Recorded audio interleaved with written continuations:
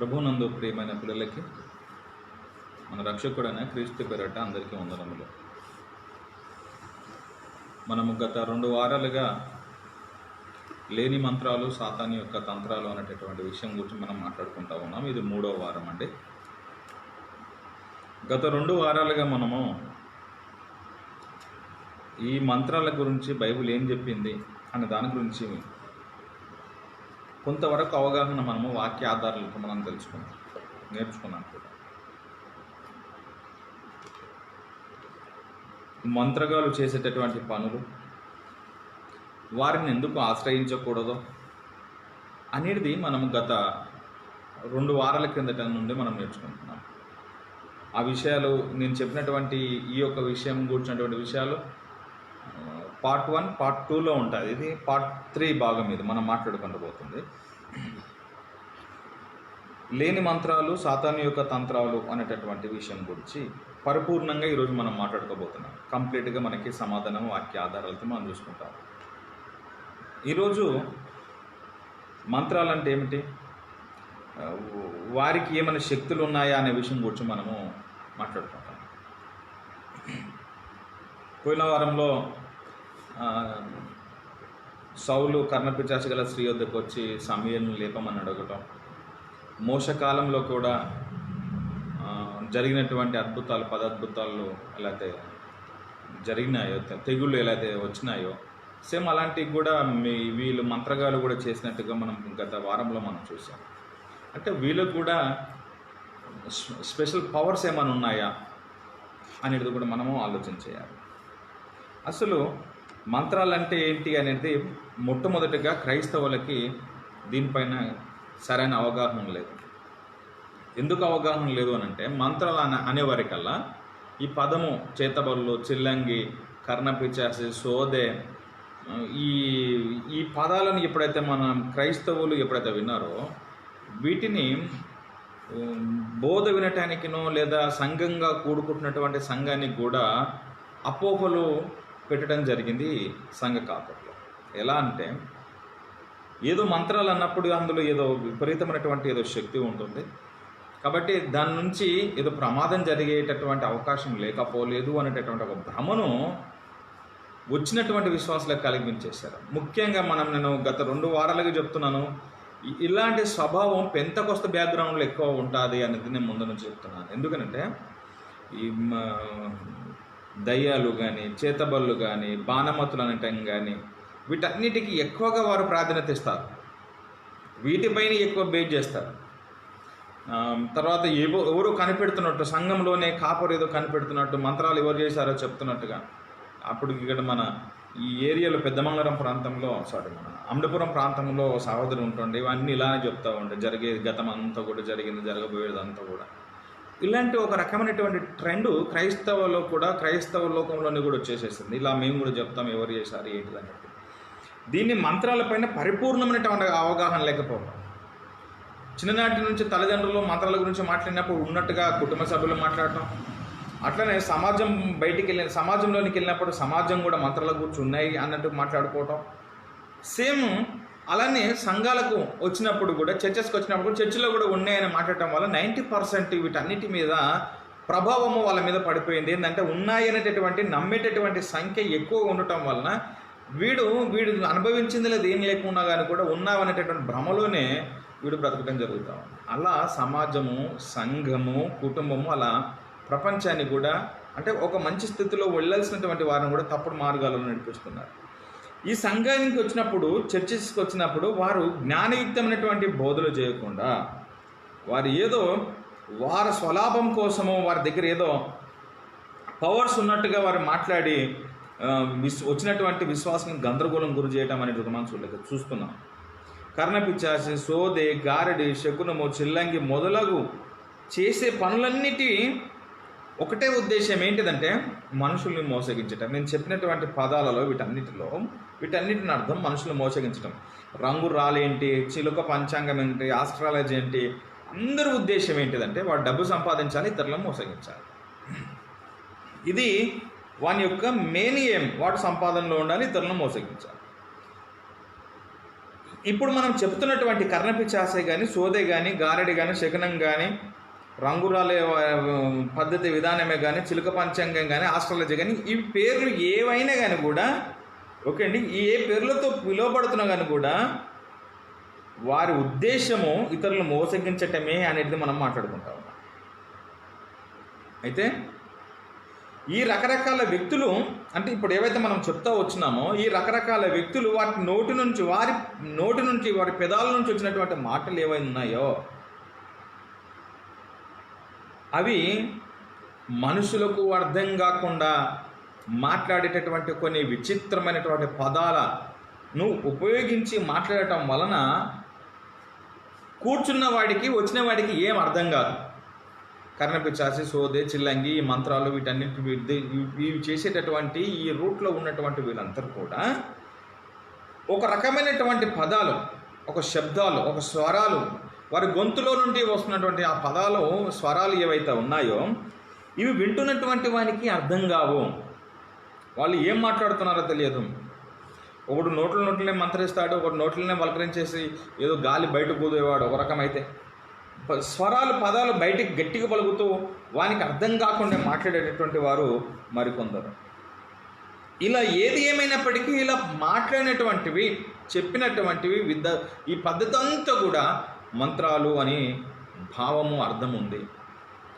నేను గత వారంలో చెప్పాను, చిన్నప్పుడు పిల్లలకి ఏదైనా అనారోగ్య పరిస్థితులు వచ్చినావి అని అంటే మంత్రకాన్ని తిరిగి మంత్రాలు వేయించుకురా పండి అని అంటారు. చిన్న పిల్లలకి మంత్రాలు అంటే వాడు ఏం పదాలు ఏం బయటికి ఏం పలకాడు, వాడు నోట్లు అంతా ఏదో గులిగేసేసి గాలి బయట గులుతాడు.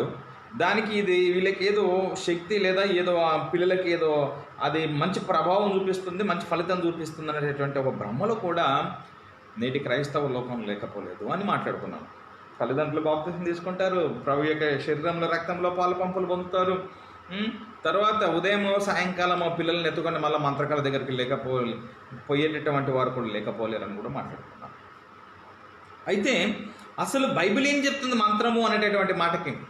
అంటే ఒక పదము ఒక వ్యక్తి నోటి నుంచి వస్తున్నటువంటి ఏ వ్యక్తులను గురించి మాట్లాడతామో ఆ వ్యక్తుల నోటి నుంచి వచ్చేటటువంటి ఆ పదాల యొక్క విధానమును గురించి బైబిల్ ఏం చెప్తుంది? అసలు బైబిల్ మంత్రాలను యాక్సెప్ట్ చేస్తుందా?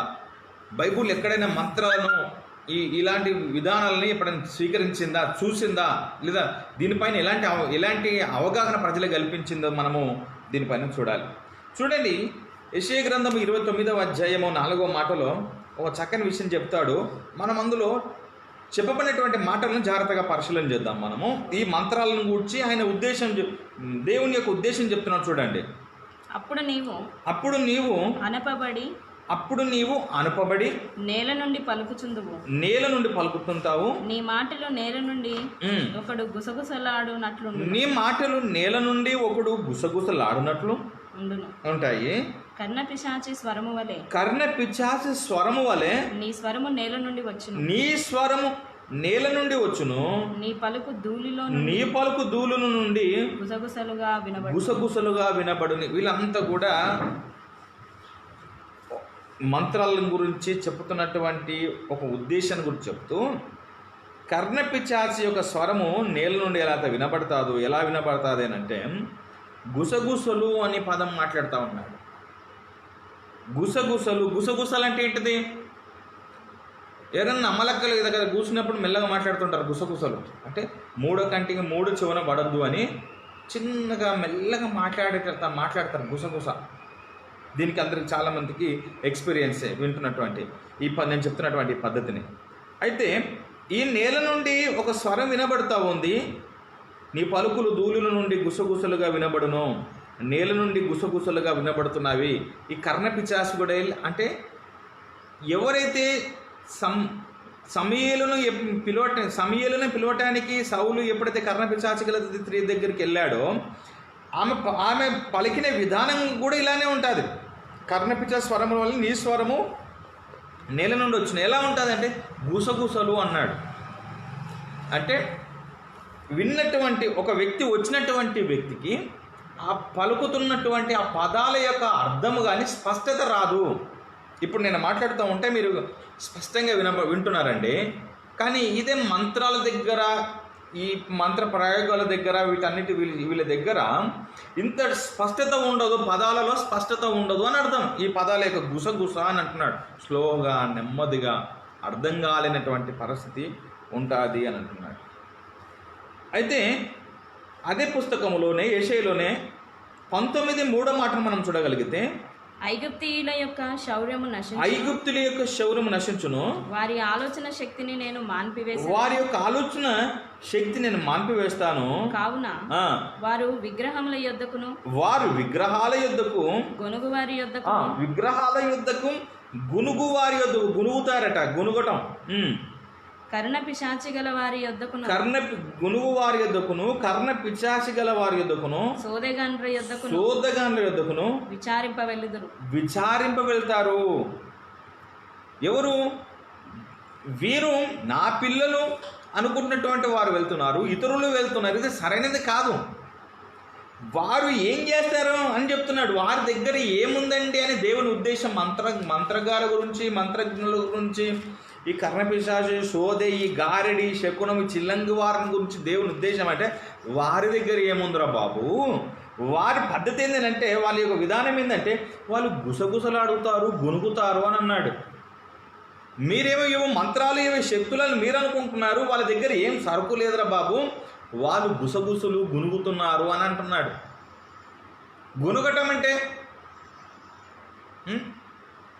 గునుగటాలు, దీనిపైన కూడా అవగాహన అందరికీ చాలా మట్టుకు. గునుగటం, సనగటాలు, గుణగటాలు, గుసగుసలు, ఇవి మంత్ర ప్రయోగంలో ఇలాంటివి ఉన్నవి అని అంటున్నాడు. మీరు మర్చిపోకూడదు. సనగటము ఇందాక మనం చూసాం, గుసగుసలు ఆడటము, తర్వాత ఈ గునిగేవారు. ఇవి మంత్రాలలో ఇవి మంత్రాలు అని మీరు అనుకుంటున్నారు, ఇవి చేతబళ్ళని మీరు అనుకుంటున్నారు. వాని దగ్గర ఎలాంటి సరుకులు లేవు. ఆడు నీకు అర్థం కాకుండా గునుగుతున్నాడు, గుసగుసలు ఆడుతున్నాడు. నువ్వేమనుకుంటున్నావు? వాడేంటి చాలా పెద్ద మేధావని నువ్వు అనుకుంటున్నావు. వాని మెడలో ఏవో ఈకెలు, ఆ యొక్క జంజరాలు, అంతరాలు ఏవి వేసుకున్నవాడు కూర్చోవటం వలన నువ్వు ఏందో శక్తి ఉందనుకుంటున్నావు. వాని దగ్గర ఏం లేదు. దేవుడు చెప్తున్నాడు, వాళ్ళు కేవలం గుసగుసలు ఆడేవారు, వాళ్ళు కేవలం గునిగేవారు, వారి దగ్గర ఎలాంటి సరుకు లేదు అని చెప్తున్నాడు.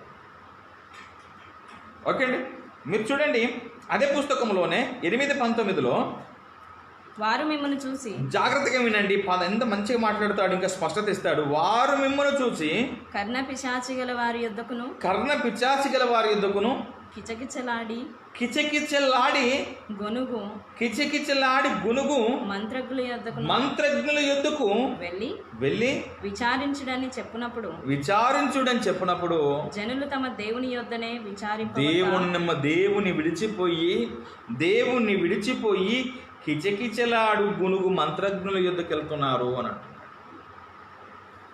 కిచకిచలాడటం మంత్రాల యొక్క ఉద్దేశం చెప్తున్నాడు. అందులో ఏమి లేదురా బాబు అని చెప్తున్నాడు. ఒక రకంగా చెప్తున్నాడు. వారు కిచకిచలాడుతారు, గునుగుతారు. ఒక రకమైనటువంటి కిచకిచలాడటం అనేది ఒక అర్థం కాని పదాలు అని అర్థం. మంత్రకళ గురించి ఇంత స్పష్టంగా దేవుడు చెప్తున్నాడు.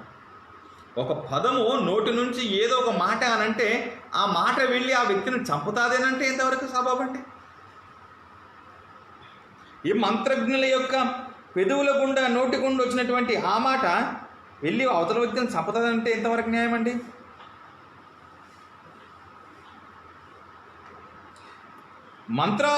మంత్రాలంటే మంత్రజ్ఞులు అనిన గునిగేవారు, కిచకిచలాడేవారు, వేరు వేరు పేర్లతో పిలువబడుతున్న వారంతా చేసేది, మంత్రాలు యొక్క చేతబళ్ళు, చిల్లంగి, వీళ్ళంతా చేసేది ఒకటి ఏంటి తెలుసా?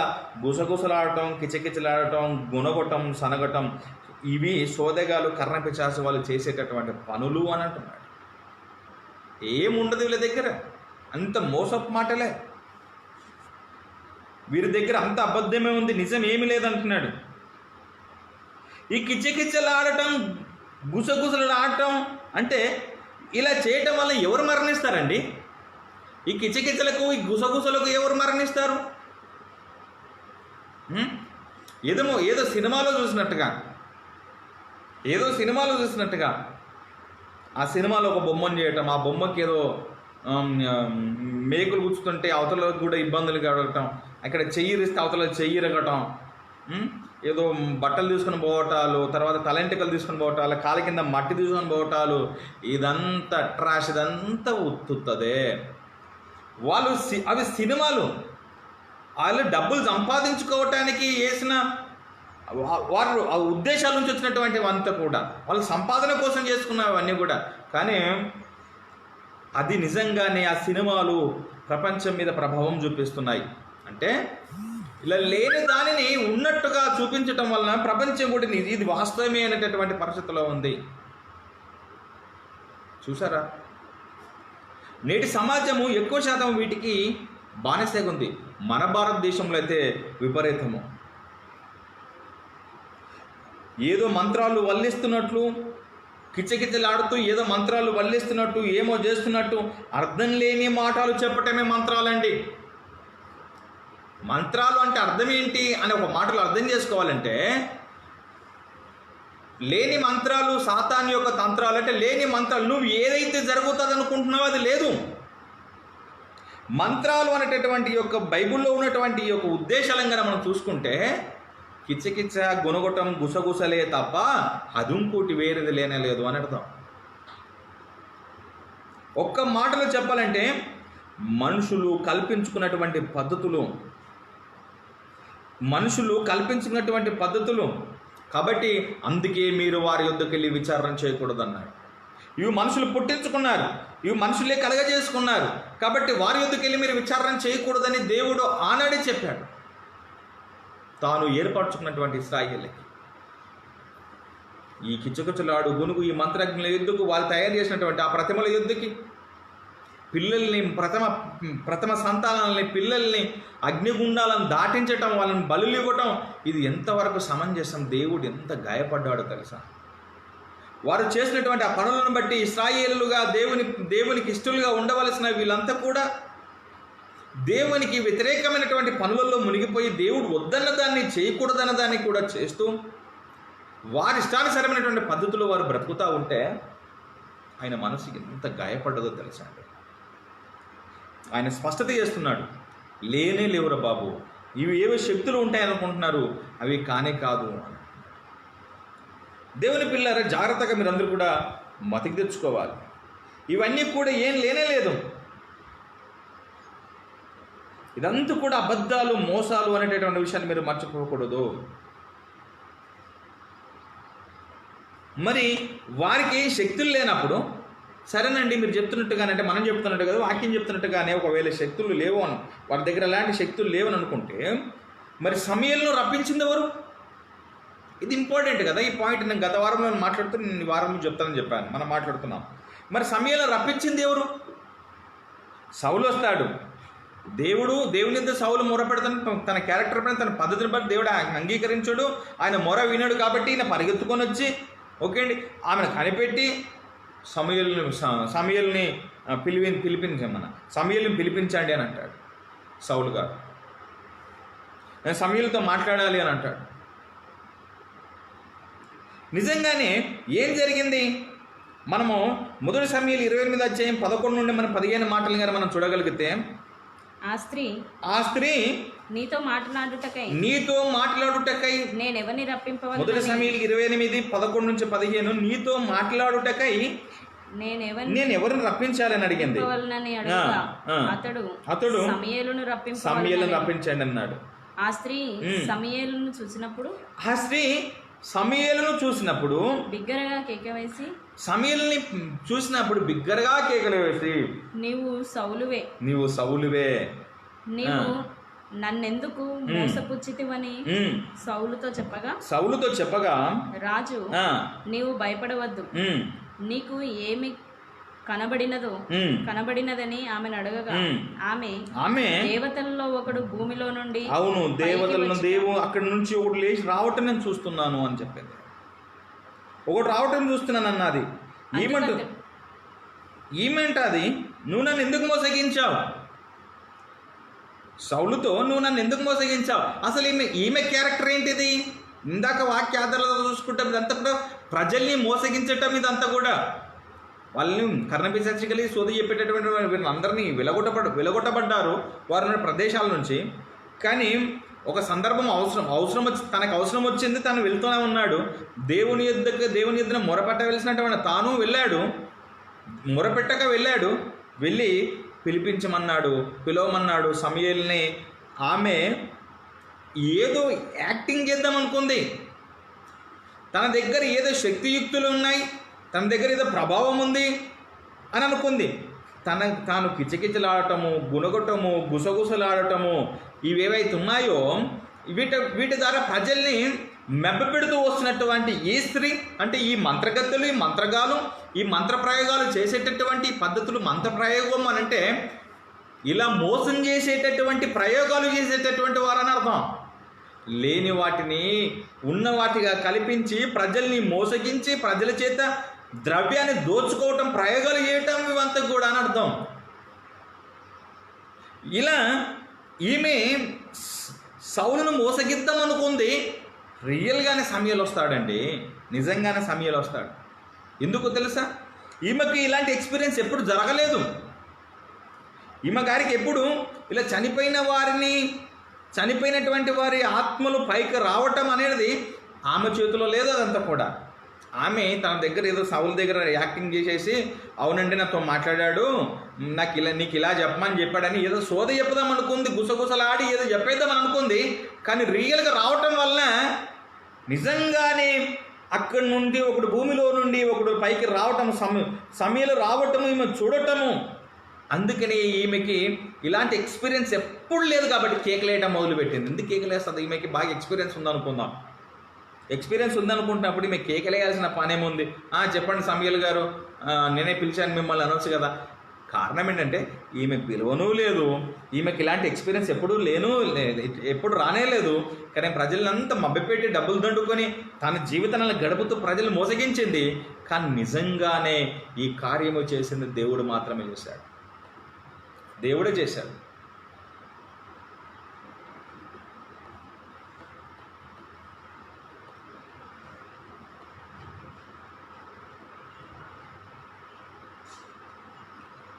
ఎందుకు?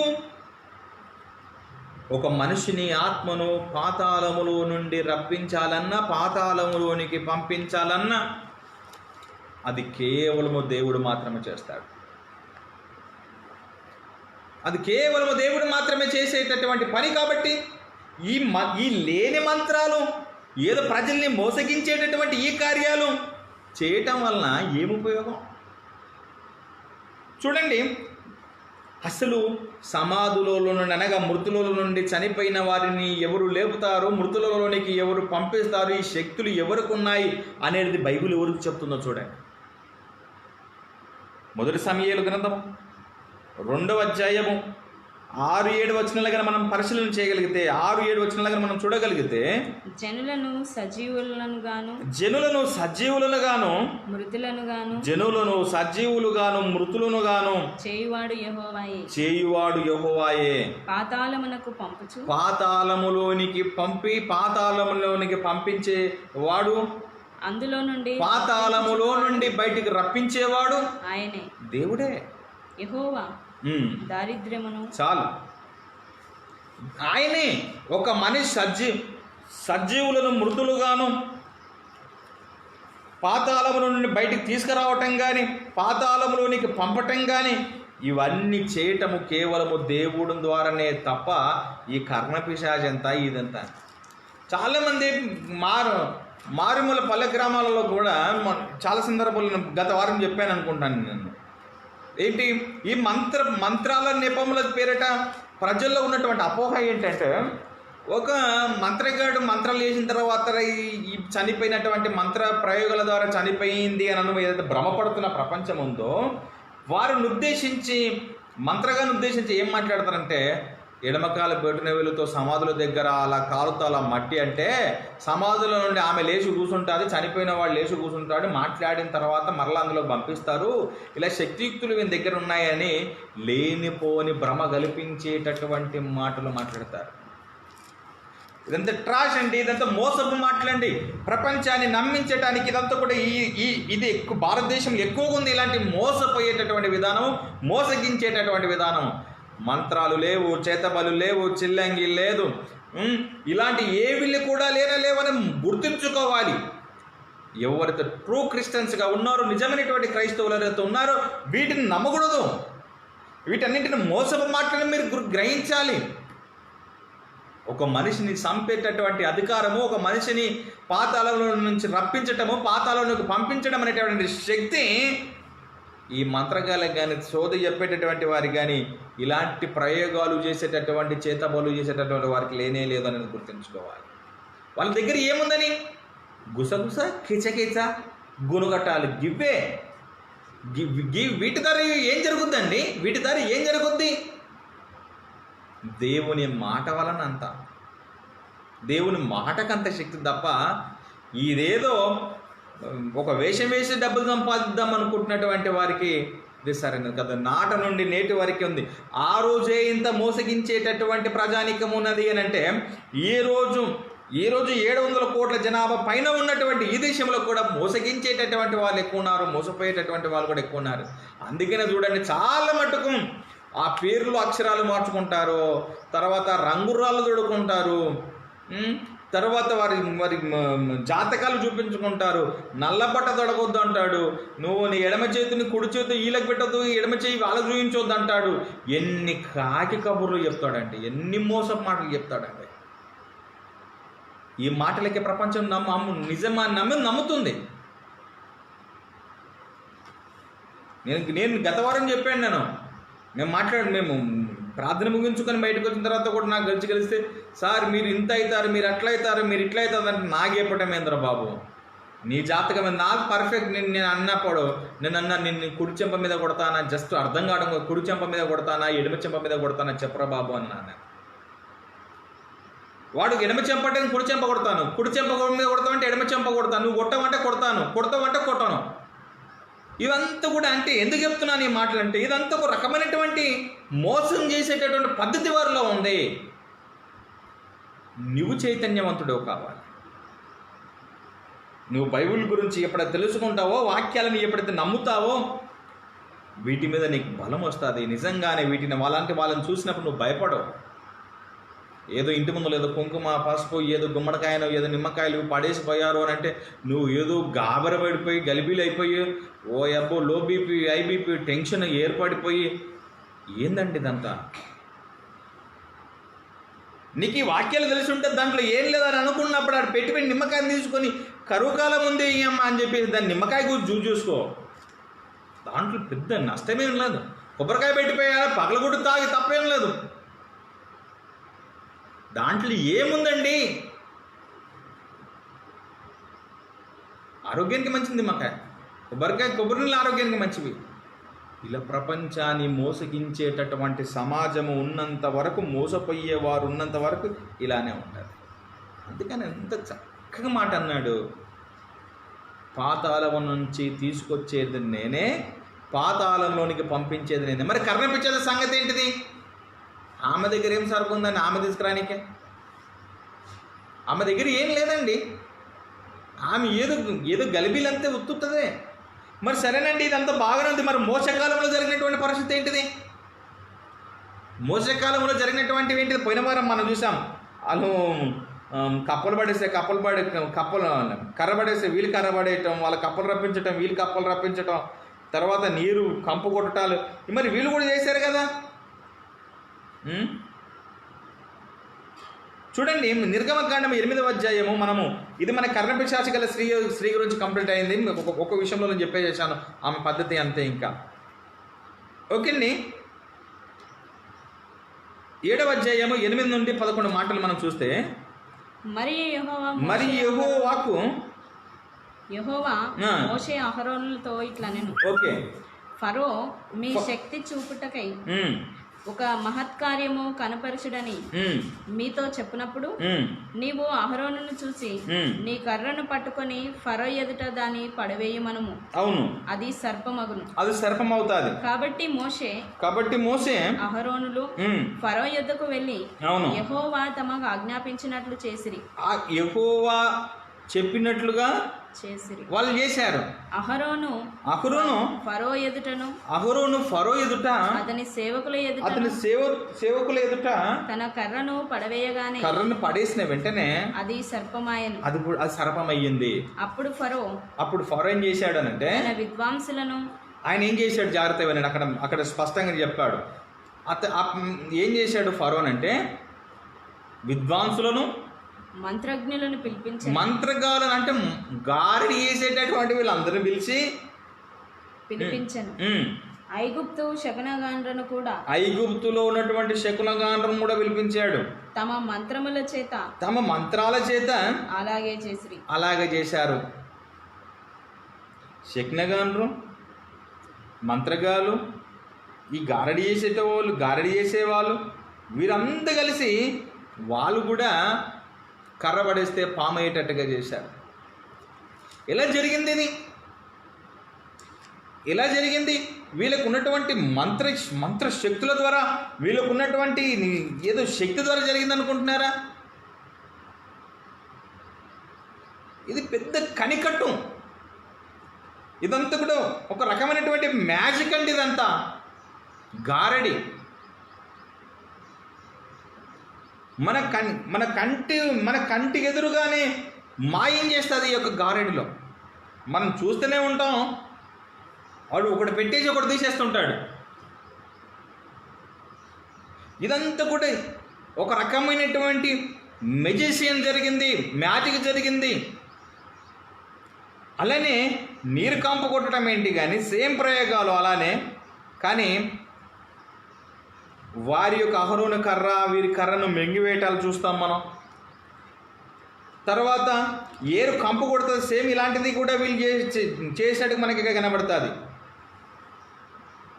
22వ మాట 7:22లో ఐగుప్తు శకునగాండ్రు కూడా తమ మంత్రముల వలన అట్లు చేయగా యెహోవా చెప్పినట్టు ఫరో హృదయము కఠినమాయెను. అతడు మోషే అహరోనుల మాట వినకపోయెను. వారు చేసింది వీరు చేసినట్లు అంటే మోషే అహరోనులు చేసినట్లు అంతటా చేశారని అర్థం కాదు. వాళ్ళంతటి చేశారు, వీళ్ళంతటి చేశారని అర్థం కాదు. అప్పటికే నీళ్ళు రక్తంగా కంపు కొడుతున్నాయి. అప్పటికి అంతటి కంపు కొడుతూ ఉన్నాయి. మరి ఇంకా వీళ్ళేం చేశారు? ఇంకే నీళ్ళేం తీసుకొని కొద్దిపాటి దయ్యి ఉంటుంది. వారు చేసింది ఏదో కొంత నీరులో చేసి ఉంటారు. అంత కూడా మ్యాజిక్, అంత మ్యాజిక్ అది. చూడండి, అది 17వ మాట నుంచి చూద్దాం. కాగా యెహోవా ఆజ్ఞ ఏదనగా నేను యెహోవానని దీని బట్టి నీవు తెలుసుకొందువని యెహోవా చెప్పుచున్నాడు. ఇదిగో నా చేతిలోనున్న ఈ కర్రతో నేను ఏటి నీటిని కొట్టుదును, అది రక్తముగా మార్చబడును. ఏటిలోని చేపలు చచ్చును, ఏరు కంపు కొట్టును. ఏటి నీళ్లు త్రాగుటకు ఐగుప్తీయులు అసహ్యపడదురని చెప్పుమనెను. మరియు యెహోవా మోషేతో ఇట్లనెను, నీవు అహరోనుతో నీ కర్రను పట్టుకొని ఐగుప్తు జలముల మీద అనగా వారి నదుల మీదను వారి కాలువల మీదను వారి చెరువుల మీదను వారి నీటి గుంటలన్నిటినీ మీదను నీ చేయి చాపుము, అవి రక్తమగును. అవన్నీ రక్తమైపోతాయి. ఐగుప్తు దేశమందంతట కంప్లీట్ గా అంతటా మ్రాను పాత్రల్లోను రాతి పాత్రల్లోను రక్తముండునని అతనితో చెప్పు. అతనికి ఉంటది అని చెప్తే అలానే జరిగింది. ఇంకంత జరిగిన తర్వాత వీళ్ళకి చేయటానికి ఏముంది? ఏదో కొంత భాగం, ఏదో కొంత జరిగిన దాన్ని తీసుకుని మ్యాజిక్ కదండి ఇదంతా. వీళ్ళంతటా అలానే మొత్తం కంప్లీట్గా చేశానంటే కనబడదు మనకి ఎక్కడ. ఈ శకునగాండ్రు వీళ్ళంతా కూడా సేమ్ ఇలా అని అన్నిటి మీద చేసినట్టు కనబడదు మనకి. ఏదో ఒక రకమైన ట్రిక్ ప్రయోగించారు. అప్పటికంత కంపు కొడతా ఉంది, అప్పటికే అన్నీ నీరు రక్తంగా మారిపోయినవి. ఓకే, వీళ్ళు చేసేది ఏముంది ఇంకా. అందుకనే మనం జాగ్రత్తగా పరిశీలన చేయాలి. సేమ్ అలానే కప్పలు రప్పిస్తారు. ఓకే అండి, అన్ని చోట్ల కప్పలు వచ్చేస్తాయి, అన్ని చోట్ల కప్పలు వచ్చేస్తాయి. వీళ్ళు కూడా కొంత ప్రయోగం చేశారు, దాని విషయంలో కూడా కొంత ప్రయోగం చేశారు. కానీ ఆ జరిగిన వాటన్నిటికీ ఫరో కప్పలు తీసేయమని మోషే అహరోనులను వేడుకుంటాడు, కానీ అతని ఎద్దున్న మంత్రగాలను వేడుకోడు మరలా ఫరో. చూసారా 8వ అధ్యాయము, అందులోని 8వ అధ్యాయము 8వ మాట నుండి మనం చూస్తే, అప్పుడు ఫరో మోషే అహరోనులను పిలిపించి, నా యొద్ద నుండి నా జనముల యొద్ద నుండి ఈ కప్పలను తొలగించుమని యెహోవాను వేడుకోండి. అప్పుడు యెహోవాకు బలి అర్పించుటకు ఈ ప్రజలను అగత్యముగా పోనిచ్చదనెను. అవును, మీ దగ్గర శక్తి ఉంది అంటే, మీ దగ్గరనే బలం ఉంటే, మీ దగ్గర అంతా ఉన్నప్పుడు మీరే చేయవచ్చు కదంతా. మీ శకునగానులను, మీ గారడి చేసేటోళ్ళను, మీ మంత్రజ్ఞులను వాళ్ళతోటి ఇవన్నీ తీయించవచ్చు కదా, వాళ్ళ దారిని ఇవన్నీ చేయించవచ్చు కదా అని అంటే, వాళ్ళు ఉన్నదాన్ని చేసుకుని ఏదో మ్యాజిక్ చేస్తే ఇవంతా తీసేయటం అంటే అది కేవలము దేవుని వల్ల, దైవం వలన అవుతుందని మా విషయం మర్చిపోకూడదు. వీళ్ళంతా మోసం చేశారు. వీరు మోసం చేయటమే తప్ప వీళ్ళు నిజంగానే దేవుడు చేసినటువంటిగా వీరు చేసింది ఏం కూడా లేదు. వీళ్ళని తీసివేయమని కూడా, అందుకని వారిని అడిగినట్టుగాను వాళ్ళు తీసేసినట్టుగా మనకి ఎక్కడ కనబడదు బైబిల్లో. ఫరో శకునగాండ్రు ఎందుకు తీసివేయలేదు అంటే, వారు రప్పించటమే ఇవన్నీ చేయటమే చేతగానప్పుడు తీసివేయటం అనేది కూడా ఏడవుతుంది. న్యాచురల్గా అలా రప్పించటమే చేతగానప్పుడు తీసివేయటం కూడా ఎక్కడైతుంది. వాళ్ళు ఎక్కడో కొంచెం ప్రయోగం చేయటం, వాళ్ళకు మ్యాజిక్ చేయటం, ఇది చేయటం వరకే జరిగింది తప్ప అది లేనలేదు నిజంగానే. తర్వాత వాళ్ళు పేలు రప్పిస్తారు. ఓకే, అది మంత్రగాల దగ్గర కానీ కాదు, చేతులు ఎత్తేసేస్తారు. పేలు రప్పించినప్పుడు వీళ్ళు చేతులు ఎత్తేసేస్తారు. అప్పుడు ఐగుప్తు శకునగాండ్రు ఏమంటాడో తెలుసా అండి? ఎందుకంటే ఇంత శక్తి ఉంది, బాగా వీళ్ళకి ఇంత ఇది ఉందని అనుకుంటే వాళ్ళు ఏమంటారు? 8వ అధ్యాయం 18, 19 వచనాలలో, ఓకే అండి, 8వ అధ్యాయం 18, 19 వచనాలలో శకునగాండ్రు కూడా పేలను పుట్టించవలనని తమ మంత్రాల చేత అట్లు చేసిరి గాని అది వారి వలన కాకపోయేను. పేలు మనుషుల మీదను జంతువుల మీదను ఉండగా శకునగాండ్రు ఇది దైవశక్తి అన్నారంట వాళ్ళు. ఇది దైవశక్తి అంటే మరి వీళ్ళ దగ్గర ఉన్న శక్తి ఏంటిది? అది దేవుడు వల్ల, దైవం వల్ల జరిగినవి అని ఈ గారడి చేసేటోళ్ళు, ఈ మంత్రాలు చేసేటోళ్ళు వీళ్ళంతా యాక్సెప్ట్ చేస్తున్నారు, అంగీకరిస్తున్నారు. వీళ్ళ దగ్గర తీసివేసే శక్తి లేదు, రప్పించే శక్తి లేదు అని ఒప్పుకుంటున్నారు. ఇది కేవలం ఎంత జరుగుతున్నదంటే దైవం వలన జరుగుతుంది అన్నారు. చివరికి శకునగాండ్రు కూడా నిలవలేకపోయారు. వారు కూడా దద్దులు వచ్చేస్తాయి. వాళ్ళు ఎంత బలమైన వాళ్ళు, శక్తి గల వాళ్ళు అని ఆడున్నటువంటి ఐగుప్తీయులు అనుకుంటా ఉంటే, ఫరో రాజు అనుకుంటా ఉన్నా, చివరికి సామాన్యులకు వచ్చినట్టుగానే వాళ్ళకు కూడా వచ్చేసేస్తుంది. చూడండి 9వ అధ్యాయము 8 నుండి 11 మాటలు మనం ఆలోచన చేద్దాం. కాగా యెహోవా మీరు మీ పిడికిళ్ళ నిండా ఆవపు బుగ్గి తీసుకొనుడి. మోషే ఫరో కనుల ఎదుట ఆకాశము వైపు దాన్ని చల్లవలెను. అప్పుడు అది ఐగుప్తు దేశం అంతటా సన్నపు ధూళి అయి ఐగుప్తు దేశం అంతటా మనుషుల మీదను జంతువుల మీదను పొక్కు దద్దురులను మోషే అహరోనులతో చెప్పాను.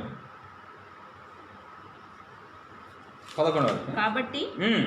వారు వారు ఆహాబు బుగ్గి తీసుకొని వచ్చి ఆ. ఫరో ఎదుట నిలిచిరి. ఫరో ఎదుట నిలబడ్డారు. మోషే ఆకాశం వైపు దాన్ని చల్లగానే అది మనుషులకును అది మనుషులకును జంతువులకును పొక్కు దద్దురులాయను. మొత్తం పొక్కులు దద్దురులు వచ్చేసింది. ఆ దద్దురుల వలన శకునగాండ్రు వాళ్ళు ఉన్నారే, పెద్ద నంబర్ 1 ఉన్నారు కదా, మేము చేస్తామన్న వాళ్ళు ఉన్నారు కదా, మోషే ఎదుట నిలవలేకపోయారు. శకునగాండ్రు మోసే ఎదుట నిలవలేకపోయారు. ఆ దద్దురులు శకునగాండ్రకు కూడా ఐగుప్తులందరికీ పుట్టెను. వాళ్ళకి వచ్చినాయి. ఎట్లా ఐగుప్తులు మిగతా వాళ్ళందరూ కూడా చేసేసినాయని చెప్తున్నారు. ఎవడు నిలవలేకపోయాడు. ఏమైపోయింది? వీరి శక్తియుక్తులని ఏమైపోయాయి? వీళ్ళ దగ్గర మంత్రాలు చేసేటటువంటి శక్తి ఉంది, అలా పదాలకు ఏదో బలం ఉంది అని అనుకుంటే ఏమైపోయింది వీళ్ళ శక్తి, వీళ్ళ బలం అంతా ఈ మంత్రగాలది. వీళ్ళంతా ప్రజల్ని మోసగించేటటువంటి వారు. వీరిని గురించి అందుకని ఇలా ప్రజల్ని ఐగుప్తులో మోసం చేసే విధానం, వీళ్ళంతా డబ్బు సంపాదించుకునేటటువంటి వాళ్ళు. వీళ్ళంతా జరిగినటువంటి సంఘటనల ద్వారా కూడా ఈ మంత్రగాలు ఎలాంటి వారు ఎలా మోసం చేస్తారో కూడా తెలుసుకోవాలి. చూడండి, వీళ్ళని గురించి మాట్లాడుతూ యెషయా గ్రంథంలో ఈ మంత్రకాలం గురించి మాట్లాడుతూ 57 యెషయా గ్రంథము 57 3 నుండి 5 మాటలు మనం చూస్తే,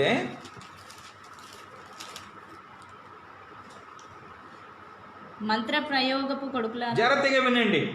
ఇలా లేనిపోనివంతా కూడా ప్రజల్ని మోసం చేసిన కొడుకులారా అని అర్థం. వ్యభిచార సంతానమా, వ్యభిచారులారా, వేశ్య సంతానమా, వేషి సంతానమా, మీరిక్కడికి రండి. మీరెవని ఎగతాళి చేస్తున్నారు? మీరు ఎవని ఎగతాళి చేస్తున్నారు? ఎవని చూసి నోరు తెరిచి నాలుక చాచుతున్నారు? మీరు తిరుగుబాటు చేయువారును, మీరు తిరుగుబాటు చేసేటటువంటి వారు, అబద్ధికులను, మీరంతా అబద్ధికులు.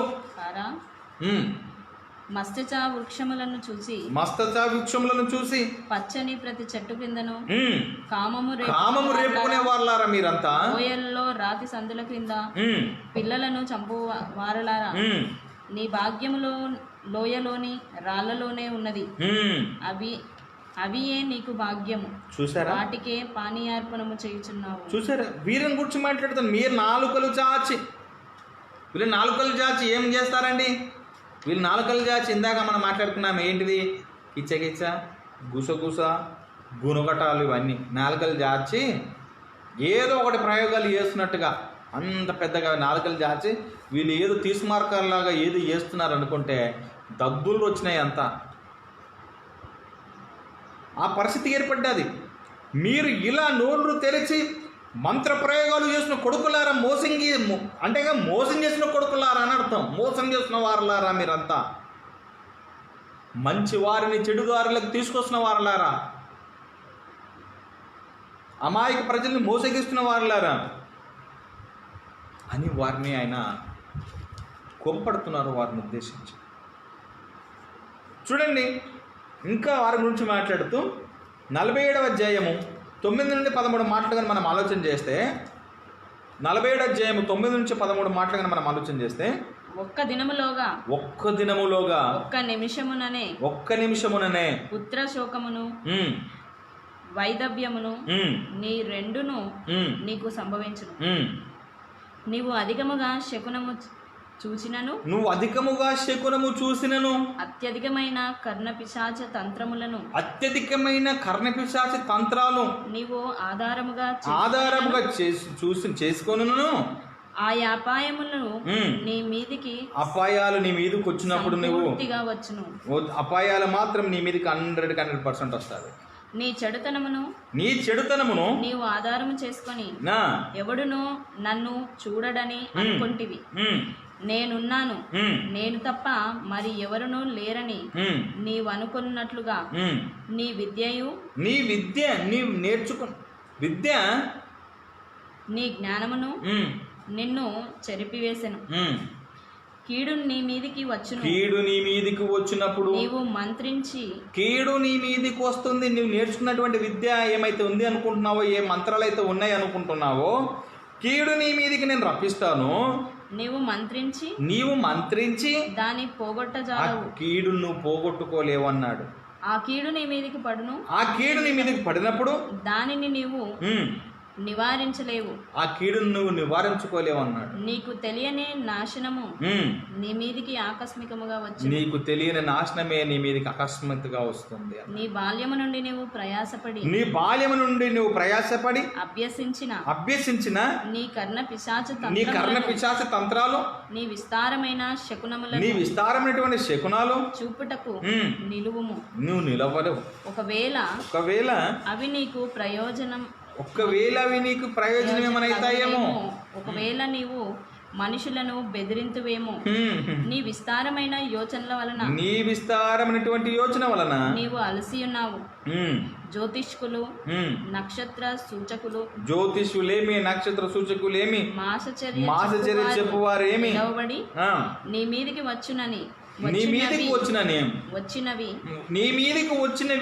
రాకుండా నిన్ను తప్పించి రక్షించుదురేమో ఆలోచించుము. నువ్వు చేసుకోలేవో మంత్రజ్ఞుడా. తర్వాత ఈ యొక్క నక్షత్ర సూచకులేమి, జ్యోతిషులేమి, మాసచర్య చెప్పువారేమి, సోదగాలేమి, మంత్రగాలేమి, కర్ణపిశాచగాలు వీరెవ్వడు కూడా ఏం చేయలేరు అని చెప్తున్నాడు. మీరు నిలబడండి. మీ మీద కీడొచ్చినప్పుడు మీకు మీరే మంత్రించి మంత్రాలు చేసుకొని మీరు పోగొట్టుకోండి అన్నాడు. ఎంత చక్కని మాట చెప్పాడు. అంటే దీని అర్థం ఏంటిదంటే, ఈ బైబిల్ చదువుతూ ఉన్నప్పుడు, ఈ పరిశుద్ధ గ్రంథాన్ని ధ్యానం చేస్తూ ఉన్నప్పుడు, మూఢ విశ్వాసాల మీద, మూఢనమ్మకాల మీద ఒక విశ్వాసిని బైబిల్ బేస్ చేయదు. మూఢనమ్మకాల వైపు ఒక మనిషిని నడిపించదు. ఇవి లేవు, ఇవంతా కూడా మోసపు మాటలే, ఇదంతా అబద్ధాలు అనేటటువంటి విషయాన్ని మర్చిపోకూడదు. అందుకనే 41వ అధ్యాయము, అది యెషయాలో 41వ అధ్యాయము 21 నుంచి మనం 24 మాటలు చూస్తే, వ్యాజ్యమాడుడని యెహోవా అనుచున్నాడు, మీ రుజువు చూపించమని యాకోబు రాజు చెప్పుచున్నాడు. జరగబో వాటిని విషదపరిచి మా ఎదుట తెలియజెప్పుడి, పూర్వమైనటువంటి వాటిని విషదపరచండి. మేము ఆలోచించి వాటి ఫలమును తెలుసుకొనున్నట్లు వాటిని మాకు తెలియజెప్పండి. లేని ఎడల రాగల వాటిని మాకు తెలియజెప్పుడి. చూసారా, ఇవన్నీ మీకు లేనివి ఉన్నట్టుగా ఈ ప్రపంచం నమ్మిస్తుంది. చదువుకున్నటువంటి వాళ్ళు కూడా ఇంత టెక్నాలజీ డెవలప్ అవుతూ ఉన్నా, ఇంత అభివృద్ధి అవుతూ ఉన్నా, మూఢనమ్మకాల వైపు చదువుకున్న వాళ్ళు కూడా డబ్బున్నవారు వీటన్నిటిని వారి స్వార్థాల కోసం వెళ్ళేవారు ఉన్నారు. రాజకీయ నాయకులు కూడా వీరిని ఆశ్రయించేవారు కూడా లేకపోలేదు. వీడి దగ్గర ఏం లేదు అంటుంది బైబిల్. అంత శూన్యమే. ఒక్క మేలేను, ఒక్క కీడను చేయలేరు. అలా చేస్తే మీరే దేవుళ్ళు, మీరు అలా చేస్తే మీరే దేవుళ్ళు అవుతారు అన్నాడు. మీరు దైవములు అన్నాడు, మీరు గొప్పవారుగా అన్నాడు. మీరు చెయ్యరు కాబట్టి ఆ పదాలు వాడాడు ఆయన. కాబట్టి ఒకవేళ ఏదైనా చేస్తున్నారు అని అంటే అదంతా కూడా గారడి, మ్యాజిక్ అనే విషయం మర్చిపోకూడదు. మోసకాలంలో జరిగినట్టుగానే అదంతా కూడా అనే విషయం మర్చిపోకూడదు. ఒకవేళ నిజమైతే ఇవన్నీ కూడా అనుకుంటే, లేపటము అని అనుకుంటే, ఇవన్నీ మంత్రాల శక్తులవని అని అనుకుంటే, కర్ణ పిశాచి గల స్త్రీ భయపడాల్సిన పని లేదు. నిజంగానే జరిగిందని అనుకోవాలి. మోసకాలంలో వారు చేసినవన్నీ కూడా వారి శక్తి కొలది, వారికి ఉన్నటువంటి యుక్తి కొలది చేసినాం అనుకోవాలి. అవన్నీ ఏం లేదు. అందరూ చేతులు ఎత్తేసేసారు. ఈ చేతులు ఎత్తేసిన వారి దగ్గరికి బైబిల్ ఇంత స్పష్టం చేసిన వారి దగ్గర ఉన్న సరకేం లేదురా, వాడు సన్యాసిరని ఇంత బైబిల్ ఇంత స్పష్టం చేస్తూ ఉంటే, వాడికి ఏం తెలియదురా, శూన్యవరని బైబిల్ ఇంత స్పష్టం చేస్తూ ఉంటే, క్రైస్తవులలో వెళ్ళేవారు లేకపోలేరు అంటున్నారు. ఇది సరైనది కాదు. వీళ్ళంతా మంత్రగాలు ప్రజలను మోసం చేసే విద్యను నేర్చుకున్నారని అర్థం.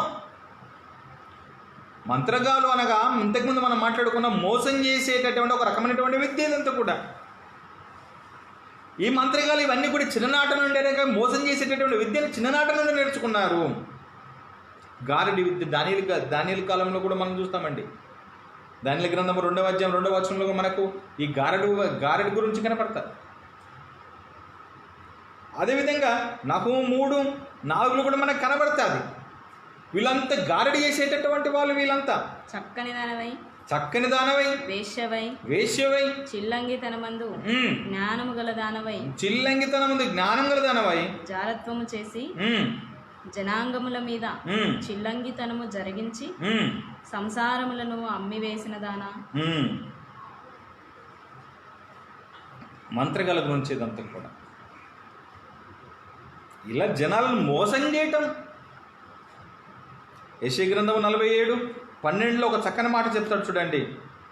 12:47 నీ బాల్యము నుండి 47:12 నీ బాల్యము నుండి నీవు ప్రయాసపడి అభ్యసించిన. చూడండి, మంత్రగాల గురించి ప్రయోగాల గురించి బైబిల్ చెప్తాను. నీ బాల్యము నుండి ప్రయాసపడి అభ్యాసం చేసావు నువ్వు. నీ కర్ణ పిశాచ తంత్రములను నీ విస్తారమైనటువంటి శకునములను చూపుటకు నిలవాలి మీరు. ఒకవేళ అవి నీకు ప్రయోజనమగునేమో. ఇవి విద్యను అభ్యాసం చేశారు అని అంటున్నారు. ఇలాంటి ప్రజల్ని మోసగించేటటువంటి ఒక విద్య ఉంది. ఆ విద్యని అభ్యాసం చేశారు వీళ్ళంతా. చిన్ననాటి నుండే అభ్యాసాలు చేశారు వీళ్ళంతా. ఇలా ప్రజలను మోసగించడానికి ఒక రకమైనటువంటి ఇలా మోసగించేటటువంటి విద్యను వాళ్ళు నేర్చుకున్నారు చిన్ననాటి నుండి. అదే 47:10 అంటున్నాడు చూడండి. నీ చెడుతనమును నీవు ఆధారం చేసుకొని ఎవడునూ నన్ను చూడడని అనుకుంటివి. నేనున్నాను, నేను తప్ప మరి ఎవరును లేరని నీవు అనుకున్నట్లుగా నీ విద్య అన్న నువ్వు నేర్చుకున్న విద్య. చాలు, నువ్వు నేర్చుకున్న విద్య చిన్ననాట నుండి నువ్వు నేర్చుకుంటున్నటువంటి విద్య. ఇలా బాల్యం నుండి ఇలాంటి ప్రయోగాలను మనుషులను మోసగించడానికి బాల్యం నుండి నేర్చుకొని ప్రజలను మోసగించేటటువంటి ఒక విద్య ఉంది. ఆ విద్యను నేర్చుకున్నారు. ఇది రకరకాల పేర్లతో పిలువబడినా వాళ్ళంతా ప్రజల్ని మోసగించడానికి ఈ విద్య అని అర్థం.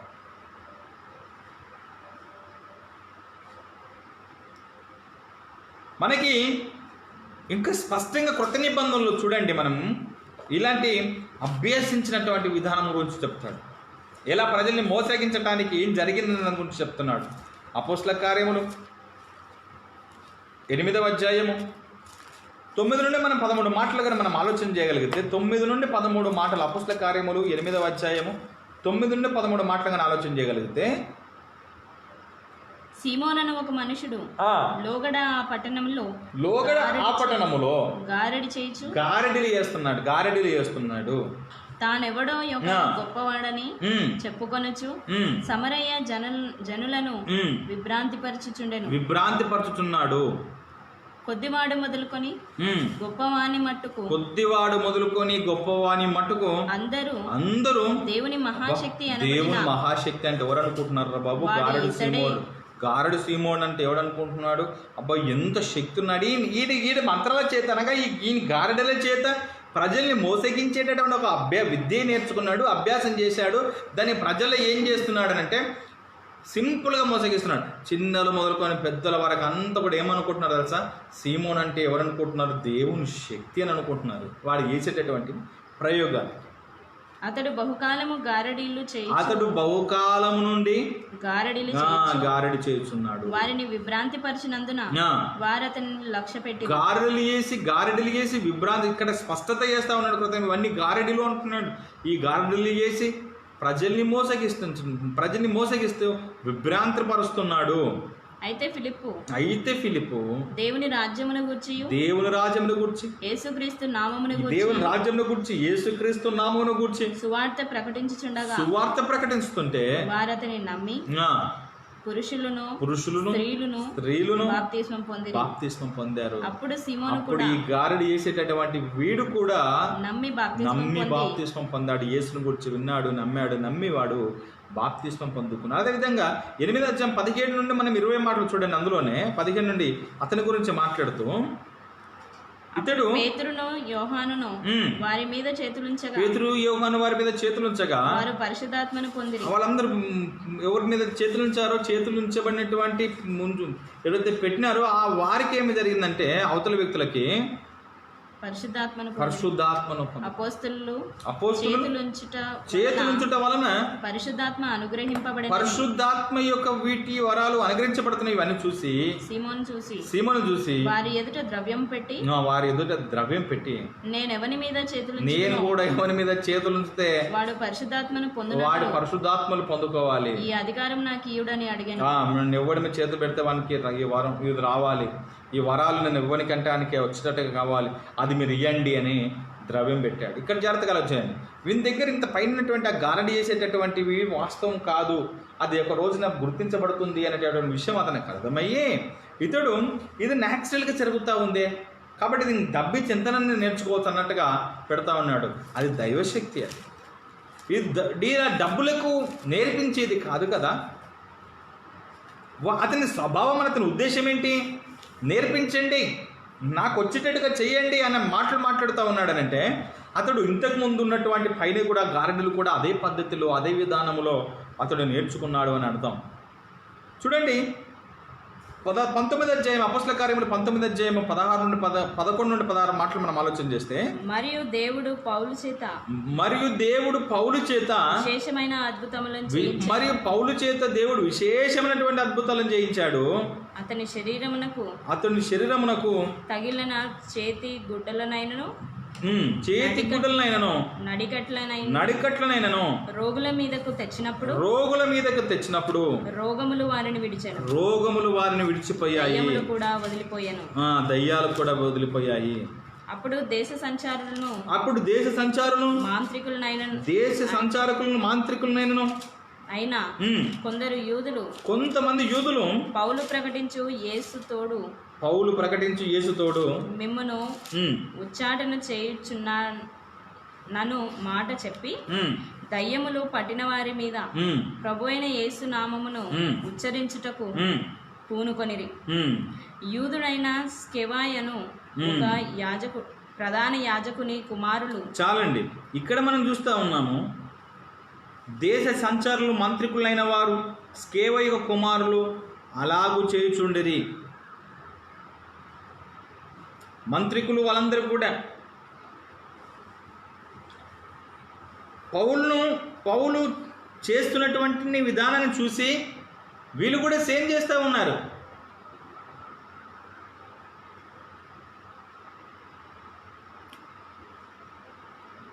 పదిహేడు నుండి మనం చూస్తే అదే 19లో 20 వరకు ఈ సంగతి ఎఫెసులో కాపురమున్న సమస్తమైన యూదులకు గ్రీసు దేశస్థులకును తెలియవచ్చింది. వారందరికీ భయం కలిగెను. ఏం జరిగింది అనే దాని గురించి మీరు ఆ యొక్క 19వ అధ్యాయంలో మీరు కంప్లీట్గా చూస్తే మీకు అర్థమవుతుంది. భయం కలిగిన గనుక ప్రభువైన యేసు నామము గణపరచబడింది. విశ్వసించిన వారు అనేకులు వచ్చేసి తాము చేసినటువంటి వాటిని తెలియజేసి ఒప్పుకొన్నారు. మరియు మాంత్రిక విద్య అభ్యసించినటువంటి వారు కూడా పుస్తకాలు తెచ్చారు. అనేకులు తమ పుస్తకములు తెచ్చి అనేక మాంత్రిక విద్య అనగా ప్రజల్ని ఎలా మోసగించాలో, ఎలా మోసగిస్తే వాళ్ళు మోసపోతారు అలాంటి విద్యలు నేర్చుకున్నారు వీళ్ళంతా. పుస్తకములు తెచ్చి ఈ మాంత్రిక విద్యటువంటి సంబంధించిన పుస్తకాలను తెచ్చి అందరి ఎదుట వాటిని కాల్చివేసేసారు. వారు లెక్క చూడగా వాటి వెల 50,000 వెండి రూకలాయను. ఇంత ప్రభావముతో ప్రభువు వాక్యము ప్రబలమై వ్యాపించింది. దేవుని మాట అంత శక్తిగా ప్రబలమయ్యింది. ఇక్కడ మనం ఏం మాట్లాడుతూ ఉన్నామనంటే, చివరికి మంత్రగాలు చేసేటటువంటిది మేము విద్యది అని చెప్పి ఒప్పేసుకున్నారు. కొత్త నిబంధనలు మనకి ఏం స్పష్టత వస్తుందంటే, మంత్రాలు అనేటటువంటిది ఇది ఒక రకమైన విద్య. ఎలా ప్రజల్ని మోసగించడానికి ఎలా మోసగించాలో నేర్పించేటటువంటి ఒక రకమైన మ్యాజిక్ ట్రిక్స్ అనేటటువంటివి అన్నీ కూడా వాళ్ళు తెలుసుకున్నారు. ఒక రకమైనటువంటి ప్రజల్ని మోసగించడానికి. ఎంతమంది రోజున బాబులను చూడట్లేదు, మనం మోసగించేటటువంటి బాబులను చూడట్లేదు. వాళ్ళు వేసుకున్నటువంటి వస్త్రాలే కానీ, వారు మాట్లాడుతూ వాళ్ళ అలంకరణలే కానీ, వాళ్ళ పద్ధతులు, వాళ్ళ విధానాలే కానీ, వారి దగ్గరికి ఎందరూ వెళ్తారో వాళ్ళ దగ్గర ఏదో ఉందని, వాళ్ళు వెళ్ళిన ప్రజల్ని ఎలా మోసగించాలో వాళ్ళకి తెలుసు. వాళ్ళు నేర్చుకున్నారు అలాంటి విద్యని. వారి దగ్గర ఏం లేదు, వాళ్ళకి దగ్గర ఎలాంటి సరుకు లేదు, దాని నుంచి ఎలాంటి ఉపయోగం లేదు. కాబట్టి ఇలా ప్రజల్ని మోసగించి, ఇలా చేతబళ్ళు, చిల్లంగి, ఇలాంటి లేనిపోని మాటలు చెప్పి ప్రజల చేత దోచుకుంటున్నటువంటి వీళ్ళంతా కూడా, ప్రజల నుండి దోచుకుంటున్న వీళ్ళంతా కూడా ఒక రోజున ఆరని అగ్నిలోనికి జారిపోతారు. వీళ్ళు ఒక రోజున ఆరని అగ్నిలోకి జారిపోతారు. ఇది ఇందులో మంత్రాలలో నిజం లేదు, అదంతా అబద్ధము. కిచ్చకిచ్చలాడు, గొనుగొట్టము, గుసగుసలు ఆడటము, నాలుకలు చాల్చటమే. అందులో ఎలాంటి శక్తి లేదు, ఎలాంటి బలము లేదు, అది మనుషులని చంపేంతగా దానిలో లేదు అనేటటువంటి విషయము బైబిల్ ఇంత స్పష్టం చేస్తారు. ఎవరు చేస్తారండి? నిజంగానే మా దగ్గర మేము మంత్రాలు చేస్తాం, మేము చేతబళ్ళు చేస్తాం, మా దగ్గర ఉన్నాయనంటే రండి, మీకేం కావాలో, నా తల వెంట్రుకలు ఇస్తాను, నా కాలి కింద మట్టి ఇస్తాను, నా వస్త్రాలు ఇస్తాను, మీరు ఏం చేస్తారో చేయండి రా. ఇవన్నీ కూడా లేదు. ఇవంతా కూడా వాళ్ళ తరం కాదు, చేయటం వల్ల వాళ్ళని కానే కాదు. కానీ మోసపోయే వాళ్ళు ఉన్నంత వరకు మోసగించే వాళ్ళు ఉంటారు. అందుకనే అపోస్తల కార్యములు వాళ్ళు అభ్యాసం చేసినటువంటి పుస్తకాలను తెచ్చి కాల్చి వేసేసేసారు, యేసును అంగీకరించారు. అందుకని ప్రకటన గ్రంథములో 21 అధ్యాయంలో ఇలా అంటున్నాడు చూడండి, 8వ వచనంలో, పిరికివారును, అవిశ్వాసులను, అసహ్యులను, నరహంతకులను, వ్యభిచారులను, మాంత్రికులను, విగ్రహార్థికులను, అబద్ధికులను అగ్నిగుండములో మండు గుండములో పాలు పొందుదు, అగ్ని గంధకములతో మండు గుండములో పాలు పొందుదురు. ఇది 2వ మరణము. ఇలా ప్రజల్ని మోసగిస్తున్న వీళ్ళంతా కూడా, ప్రజలను చూత చేస్తున్నటువంటి వీళ్ళంతా కూడా ఒక రోజున అగ్నిలోనికి వెళ్ళిపోతారు. ఆరిని అగ్నిలో జారిపోతారు. వీళ్ళంతా దేవుని రాజ్యాన్ని స్వతంత్రించుకోరని మనకు బైబిల్ స్పష్టం చేస్తూ ఉంది.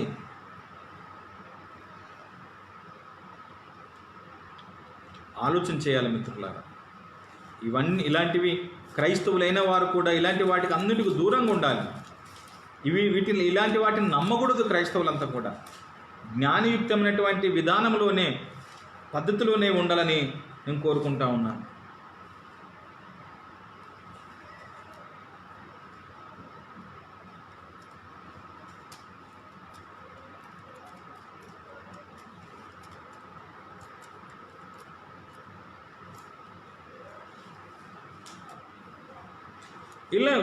ఇలా మంత్ర ప్రయోగాలు చేసేటటువంటి వారే కానీ, ఇలా మంత్ర పద్ధతులు, అభిచారాలు, ఇంకా మనము గలతీలు రాసినటువంటి పత్రికలు మనం చూస్తాము.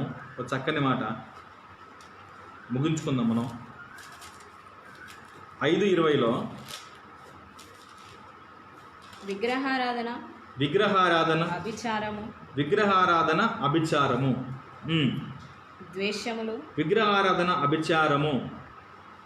ద్వేషము, కలహము, మత్సరము,